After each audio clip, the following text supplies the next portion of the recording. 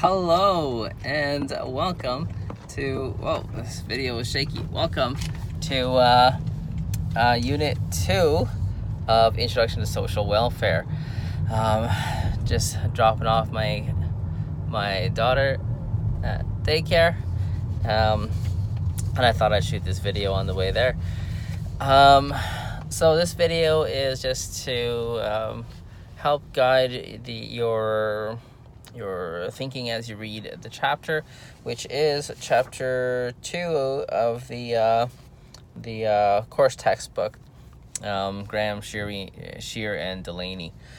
So the textbook, it goes through, in this unit, it goes through a history of social welfare development in Canada, through time periods, as well as looking at approaches to social welfare.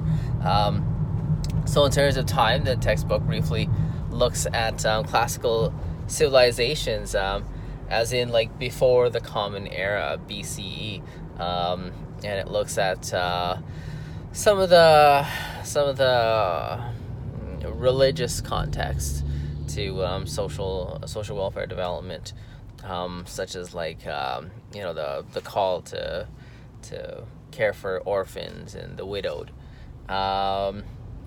And it also looks at medieval and Elizabethan European heritage, 19th century European heritage, and Canada up to 1945, and Canada from 1945 to 1973, and the current political milieu.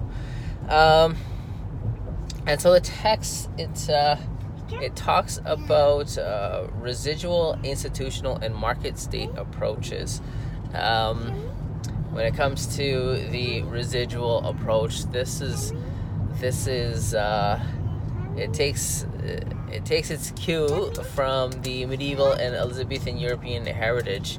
So Elizabethan poor laws, if you're not familiar with that, then there is for this course, there's a Siegel attachment about values in social welfare, and a lot of these values were taken from the Elizabethan poor laws, such as the deserving and undeserving poor.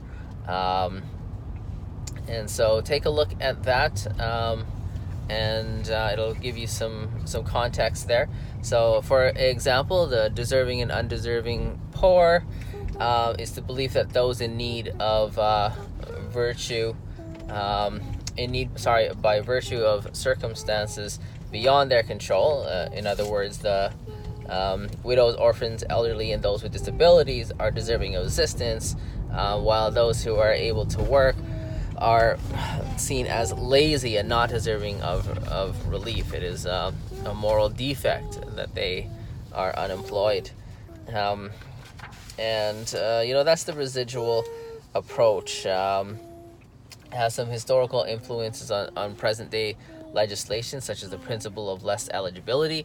And so what that is, to explain that, is that say for instance, if one was on social assistance, then the assistance that they should receive according to the principle of less eligibility, it should be less than the least desirable wage. So whatever the minimum wage is, it should be less than that as an incentive for people to work.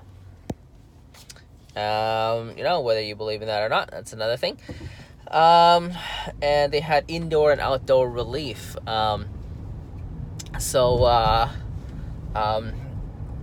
Indoor relief would be for those that we sort of touched on, like the widowed, orphan, those who were deserving. And outdoor relief were for those that in the eyes of the political times should have been able to work. And so what did these people do that received outdoor relief? Well, they were sent to poorhouses, and houses of refuge, and where say like invalids, they use that terminology, the old nomenclature. People with cognitive disabilities, they literally called them idiots. There's plenty of documentation. And so these people, they were sent to houses of refuge or poorhouses or workhouses or almshouses. And they were there to work. And it was kind of this idea, this Protestant work ethic, that if you worked, then you would be worthy of receiving assistance, or that you would simply have the incentive of gain the skills to pick yourself up by the bootstraps. So a large in reliance on the individual rather than the government, because really back then there really wasn't much of a, like back then as in like the Elizabethan European heritage, 19th century European heritage, that there wasn't really the idea of a welfare state that we know now, where the government provided a lot of income security programs.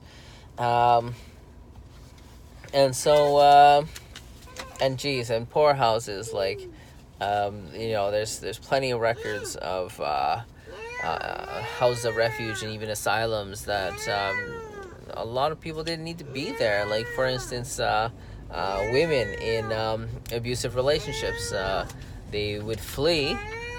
They would go to the police, and they essentially didn't believe them, thought they were insane or suffering from oh gosh, I forget the term, but they were like delusional, and they were sent off to poorhouses and workhouses, and that's highly inappropriate. Okay, and so from there, like a lot of these ideas, you will see that they are still present in social policy today.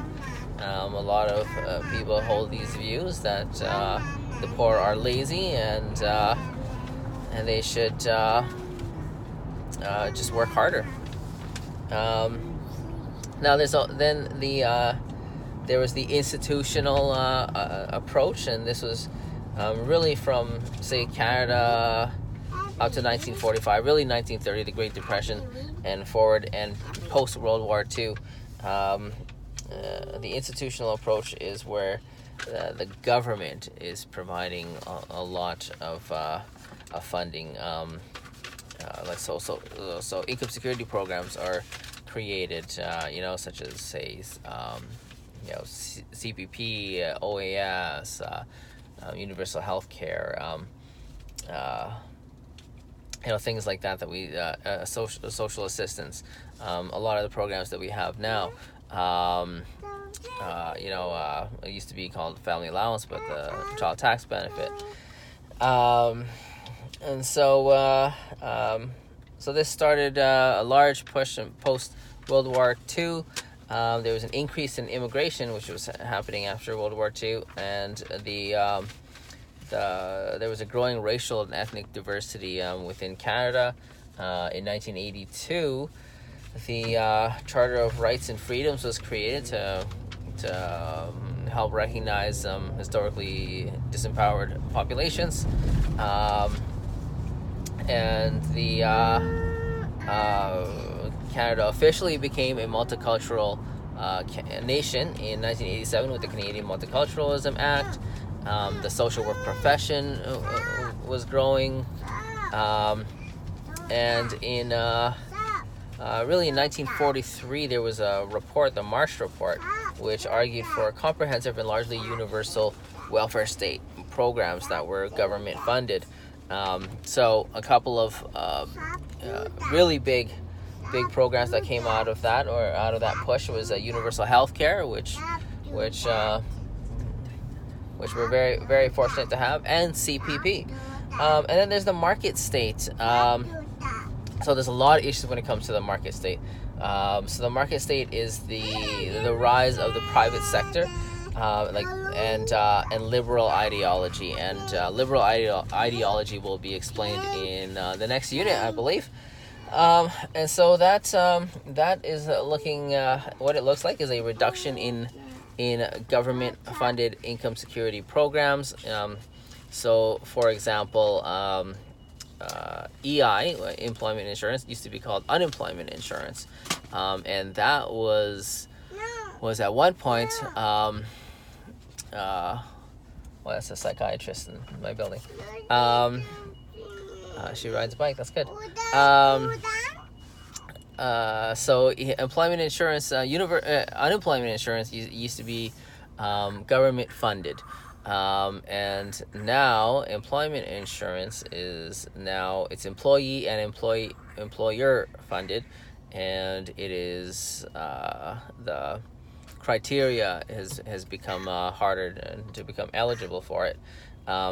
So say, like, for example, if one was terminated from a position under when it was unemployment insurance, you would still receive benefits. But now, if one is terminated for, whether they're rightfully or wrongfully terminated, they are not. They do not qualify for employment insurance. You can certainly fight that, but it's a struggle.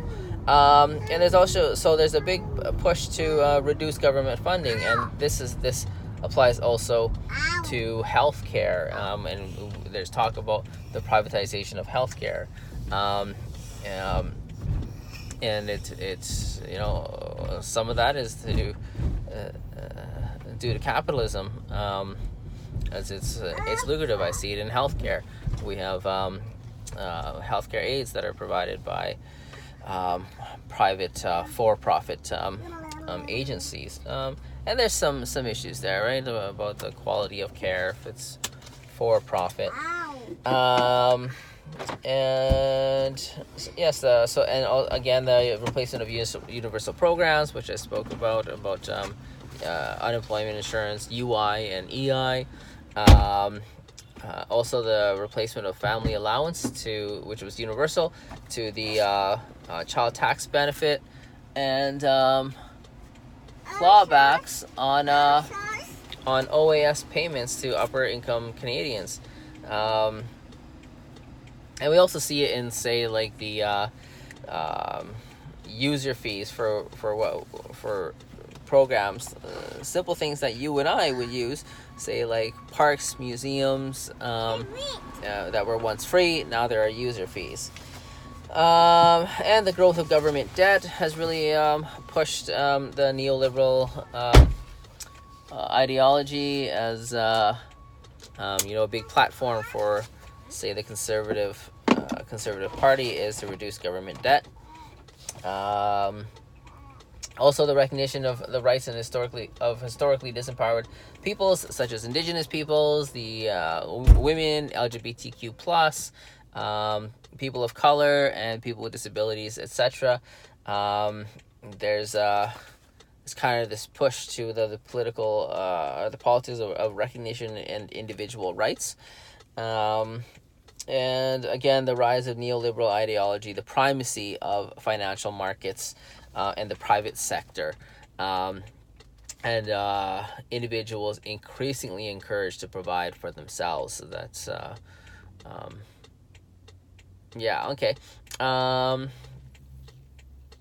And this is reflected in, like, when if we think about social policy, right? If you've ever heard of RESPs or RRSPs or TFSAs, where one can put money into these savings plans, and then have them taken out at a later time where they're taxed. Who could contribute to that? Well, people with means. A single mother with on social assistance is not going to be able to contribute to that. And then there's also the third sector, which is civil society, or the voluntary sector. This has become increasingly important. So what am I talking about here? Charities and non-profits. They're increasingly shaping social policy at organizational levels, and it's a huge industry. You know, in let's see the numbers here. 2013, there was 12.8 billion donated in Canada to charitable and nonprofit organizations. That's a huge number. In 2012, the total income for the charitable and nonprofit sector was $176 billion. Yet there's still considerable cutbacks. So the National Action Committee on the Status of Women, for example, the government under a couple of regimes, one being Jean Chrétien, had cut back funding for that organization. Gosh, when I was in grade 9, I had volunteered for this council. There was a Manitoba or Winnipeg chapter here, I suppose, and I had volunteered there, and I really didn't know what I was doing back in grade 9, but it's interesting how things come full circle. And so another thing that the textbook talks about, just to wrap this up, is what about a guaranteed annual income? So what if everybody was guaranteed an annual income? There's a lot of talk about an annual or to raise the minimum wage to a certain amount. Whether it's $15 or $22, the numbers change from province to province. But that, of course, that implies that people are working. But what if everybody just received an annual income? There's a lot of push for that. I have friends that I went to school with during my master's that are actively in that field for working on a guaranteed annual income. And I wonder how that would change the culture, and change the economy, and change opportunities and choices for the people that we serve.